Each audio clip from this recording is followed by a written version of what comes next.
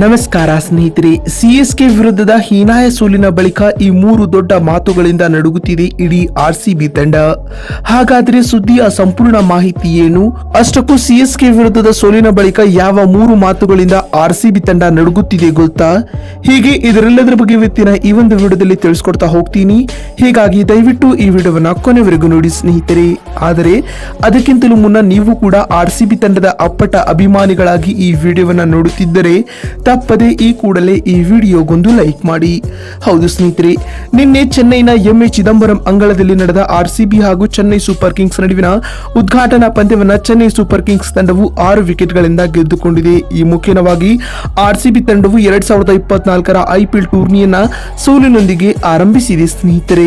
ಆದರೆ ಇದೀಗ ಇದರೆಲ್ಲದರ ನಡುವೆಯೂ ಸಿಎಸ್ಕೆ ವಿರುದ್ಧದ ಹೀನಾಯ ಸೋಲಿನ ಬಳಿಕ ಆರ್ಸಿಬಿ ತಂಡವು ಈ ಮೂರು ವಿಷಯಗಳಿಂದ ನಡುಗಲು ಆರಂಭಿಸಿದೆ ಸ್ನೇಹಿತರೆ. ಅಷ್ಟಕ್ಕೂ ಆರ್ಸಿಬಿ ತಂಡಕ್ಕೆ ಕಂಟಕವಾಗಲಿರುವ ಆ ಮೂರು ವಿಷಯಗಳಾದ್ರೂ ಯಾವುವು ಅಂತ ನೋಡ್ತಾ ಬರುವುದಾದ್ರೆ, ಮೊದಲನೇ ವಿಷಯ ಬಂದ್ಬಿಟ್ಟು ಕೈ ಕೊಡುತ್ತಿದೆ ಮಿಡಲ್ ಆರ್ಡರ್ ಬ್ಯಾಟಿಂಗ್ ವಿಭಾಗ. ಹೌದು ಸ್ನೇಹಿತರೆ, ಚೆನ್ನೈ ಸೂಪರ್ ಕಿಂಗ್ಸ್ ವಿರುದ್ಧದ ನಿನ್ನೆಯ ಪಂದ್ಯದಲ್ಲಿ ಆರ್ಸಿಬಿ ತಂಡದ ಮಿಡಲ್ ಆರ್ಡರ್ ಬ್ಯಾಟಿಂಗ್ ವಿಭಾಗ ಅಟ್ಟರ್ ಫ್ಲಾಪ್ ಆಯಿತು. ಆರಂಭಿಕರಾಗಿ ಕಣಕ್ಕಿಳಿದ ವಿರಾಟ್ ಕೊಹ್ಲಿ ಹಾಗೂ ಫಾಫ್ ಡು ಪ್ಲೆಸಿಸ್ ರವರನ್ನ ಹೊರತುಪಡಿಸಿ ರಜತ್ ಪಾಟಿದಾರ್, ಗ್ಲೆನ್ ಮ್ಯಾಕ್ಸ್ವೆಲ್ ಹಾಗೂ ಕ್ಯಾಮರನ್ ಗ್ರೀನ್ ರವರು ಹೇಳಿಕೊಳ್ಳುವಂತಹ ಆಟವನ್ನ ಆಡುವಲ್ಲಿ ವಿಫಲವಾದರು ಸ್ನೇಹಿತರೆ. ಅದರಲ್ಲಿಯೂ ರಜತ್ ಪಾಟಿದಾರ್ ಅವರು 3 ಎಸೆತಗಳನ್ನ ಎದುರಿಸಿ ಡಕೌಟ್ ಆದರು. ಇನ್ನು ಇದರ ಬೆನ್ನಲ್ಲೇ ಬಂದ ಗ್ಲೆನ್ ಮ್ಯಾಕ್ಸ್ವೆಲ್ ಮರು ಎಸೆತದಲ್ಲೇ ಗೋಲ್ಡನ್ ಡಕೌಟ್ ಆಗುವ ಮೂಲಕ ಆರ್ಸಿಬಿ ತಂಡದ ಅಭಿಮಾನಿಗಳಿಗೆ ನಿರಾಸೆಯನ್ನ ಮೂಡಿಸಿದರು. ಇನ್ನು ಕೋಟಿ ಹಣದ ವೀರ ಕ್ಯಾಮರನ್ ಗ್ರೀನ್ ಆದರೂ ಆರ್ಸಿಬಿ ತಂಡಕ್ಕೆ ಆಸರೆ ಆಗ್ತಾರೆ ಅಂತ ಎಲ್ಲರೂ ಊಹಿಸಿದರು. ಆದರೆ ಇವರ ಆಟ ಮಾತ್ರ 18 ರನ್ಗಳಿಗೆ ಸುಸ್ತಾಗಿ ಹೋಯಿತು. ಈ ಮೂಲಕ ಆರ್ಸಿಬಿ ತಂಡದ ಮಿಡಲ್ ಆರ್ಡರ್ ಬ್ಯಾಟಿಂಗ್ ಬೆನ್ನೆಲುಬು ಸಿಎಸ್ಕೆ ತಂಡ ಮುರಿಯಿತು ಸ್ನೇಹಿತರೆ.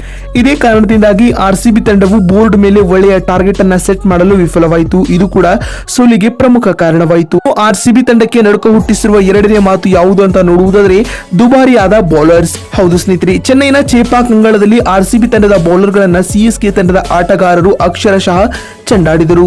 ಮೊಹಮ್ಮದ್ ಸಿರಾಜ್, ಕ್ಯಾಮರನ್ ಗ್ರೀನ್ ಹಾಗೂ ಅಲ್ಜಾರಿ ಜೋಸೆಫ್ ರವರು 10ರ ಎಕಾನಮಿಯಲ್ಲಿ ರನ್ ಗಳನ್ನ ಬಿಟ್ಟುಕೊಡುವ ಮೂಲಕ ಆರ್ಸಿಬಿ ತಂಡದ ರನ್ ಗಳನ್ನ ಲೀಲಾಜಾಲವಾಗಿ ಬಿಟ್ಟುಕೊಟ್ಟರು ಸ್ನೇಹಿತರೆ. ಇದು ಕೂಡ ತಂಡದ ಸೋಲಿಗೆ ಪ್ರಮುಖ ಕಾರಣವಾಯಿತು ಬಂಧುಗಳೇ. ಇನ್ನು ಮೂರನೇ ಮಾತು ಯಾವುದು ಅಂತ ನೋಡುವುದಾದ್ರೆ, ಚೆನ್ನೈನಲ್ಲಿ ಗೆಲ್ಲದ ಆರ್ಸಿಬಿ. ಹೌದು ಸ್ನೇಹಿತರೆ, 2008ರ ಬಳಿಕ ಆರ್ಸಿಬಿ ತಂಡವು ಚೆನ್ನೈನ ಚೇಪಾಕ್ ಅಂಗಳದಲ್ಲಿ ಇದುವರೆಗೂ ಒಂದೇ ಒಂದು ಪಂದ್ಯವನ್ನ ಗೆದ್ದಿಲ್ಲ ಸ್ನೇಹಿತರೆ. ಈ ಕಳಪೆ ಟ್ಯಾಗ್ ಲೈನ್ ಅನ್ನ ಹೊತ್ತುಕೊಂಡು ಇದೀಗ ಆರ್ಸಿಬಿ ತಂಡವು ಚೆನ್ನೈ ಮೈದಾನವನ್ನ ತೊರೆದು ಬೆಂಗಳೂರಿನತ್ತ ಆಗಮಿಸುತ್ತಿದೆ ಸ್ನೇಹಿತರೆ. ನೋಡಿದ್ರಲ್ಲ ಬಂಧುಗಳೇ, ಸಿಎಸ್ಕೆ ವಿರುದ್ಧದ ಸೋಲಿನ ಬಳಿಕ ಆರ್ಸಿಬಿ ತಂಡವು ನಡುಗಲು ಕಾರಣವಾಗಿರುವ ಆ ಮೂರು ವಿಷಯಗಳು ಯಾವುವು ಅಂತ ತಿಳಿಸಿಕೊಡುವ ನಮ್ಮ ಈ ಪ್ರಯತ್ನ ನಿಮಗೆ ಇಷ್ಟವಾಗಿದ್ದಲ್ಲಿ ತಪ್ಪದೆ ಈ ಕೂಡಲೇ ಈ ವಿಡಿಯೋಗೊಂದು ಲೈಕ್ ಮಾಡಿ.